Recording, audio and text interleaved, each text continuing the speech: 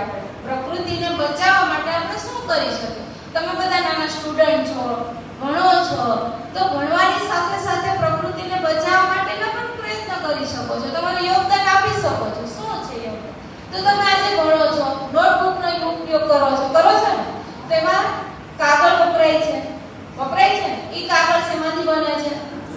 વૃક્ષોમાંથી. તમે કોઈ પણ વ્યક્તિ ભણ્યા છો, હું ભણીને મેં ડિગ્રી મેળવી લીધી, પણ એના માટે ઘણા બધા વૃક્ષો યોગદાન આપ્યું છે. ક્યારે વિચાર કર્યો આજે હું સ્કૂલ ફર્સ્ટ આવ્યો, એ ફર્સ્ટ આવવા માટે કેટલા પરિબળો ભાગ ભજવો હશે?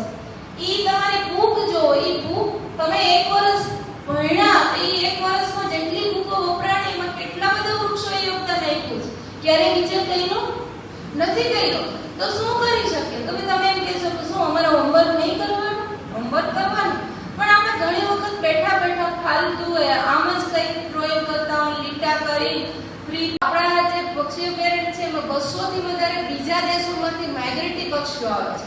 માઇગ્રેટરી એટલે યાયાવર પક્ષીઓ કે એક જગ્યાએથી બીજી જગ્યાએ સ્થળાંતર કરે. તો સ્થળાંતર શા માટે કરવું પડે?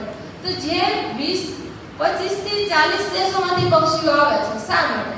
કે તમે આખો વર્લ્ડ મેપ જોવો ને તો ઉત્તરની સાઈડ જોવો ને તો ત્યાં સખત બરફ પડે છે. ઈ બરફવાળા દેશોમાંથી પક્ષીઓ આપણે અહીંયા આવે છે. શા માટે?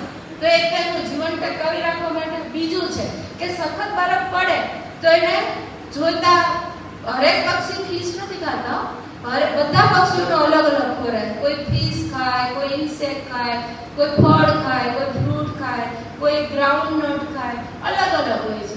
તે પક્ષીઓ હજારો કિલોમીટર માઇગ્રેશન કરી અને ખીજડીયામાં આવે. 4 મહિના આપણા મહેમાન બને છે, બરાબર? તો કહેવાય ને કે ભાઈ એની સાથે એના 6 થી 8 મહિનાના બચ્ચાને લઈને પણ આવે છે. આપણે એક દિવસ કે જવું હોય તો આપણે કેટલી તૈયારી સાથે જઈએ. મામાના ઘરે મહેમાન હોય, મામાના ઘરે લગ્ન હોય અને આપણે જવાનું તો આપણે મહિનાથી તૈયારી કરતા હોય કે નહીં? હું આ પહેરી